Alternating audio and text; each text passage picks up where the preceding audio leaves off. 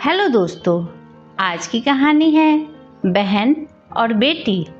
रोहन के पिताजी जोर से चिल्लाते हैं तो रोहन दौड़कर आता है और पूछता है, क्या बात है पिताजी? पिताजी बोले, तुझे पता नहीं है, आज तेरी बहन आ रही है। वह इस बार हम सभी के साथ अपना जन्मदिन मनाएगी। अब जल्दी से जा और अपनी बहन को लेके आ। हाँ, और सुन, तू अपनी नई गाड़ी लेकर जा जो तूने कल खरीदी है, उसे अच्छा लगेगा। रोहन बोला, लेकिन मेरी गाड़ी तो मेरा दोस्त ले गया है सुबह ही, और आपकी गाड़ी भी ड्राइवर ये कहकर ले गया कि गाड़ी की ब्रेक चेक करवानी है। पिताजी बोले, ठीक है, तो तू स्टेशन तो जा किसी की गाड़ी लेकर या किराया की करके, उसे बहुत खुशी मिलेगी। रोहन ने कहा, अरे वह बच्ची है क्या जो आ नहीं सकेगी? आ जाएगी, आप चिंता क्यों करते हो? कोई टैक्सी या ऑटो लेकर। रोहन के पिताजी ये सुनकर गुस्से से बोले, तुझे शर्म नहीं आती ऐसा बोलते हुए? घर में गाड़ियां होते हुए भी घर की बेटी किसी टैक्सी या ऑटो से आएगी? रोहन ने वापस जाते हुए कहा, ठीक है, आप जाओ, मुझे बहुत काम है, मैं जा नहीं सकता।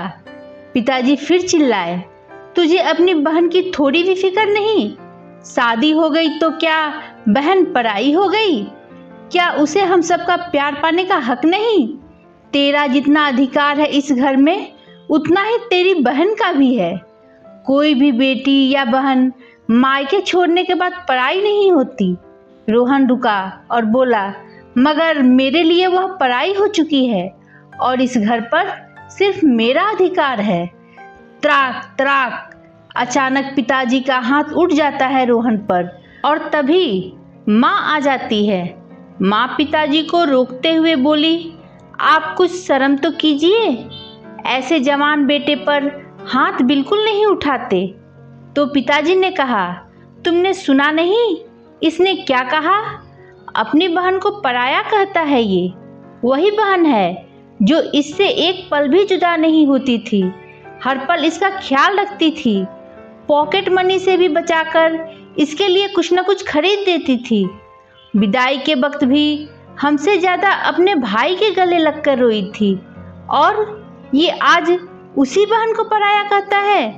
ये सब सुनकर रोहन मुस्कुराकर बोला, बुआ का भी तो आज जन्मदिन है ना पापा? वह कई बार इस घर में आई है, मगर हर बार ऑटो से आई है। आपने कभी भी अपनी गाड़ी लेकर उन्हें लेने नहीं गए। माना वह आज तंगी में है, मगर कल वह भी बहुत अमीर थी। आपको, मुझको, इस घर को उन्होंने दिल खोलकर सहायता और सहयोग किया है। बुआ भी इसी घर से विदा हुई थी। फिर नेहा दी और बुआ में फ़र्क कैसा? नेहा मेरी बहन है तो बुआ भी तो आपकी बहन है। पापा, आप मेरे मार्गदर्शक हो, आप मेरे हीरो हो, मगर बस इसी बात से मैं हर पल अकेले में रोता हूँ कि तभी बाहर से गाड़ी रुकने की आवाज़ आती है।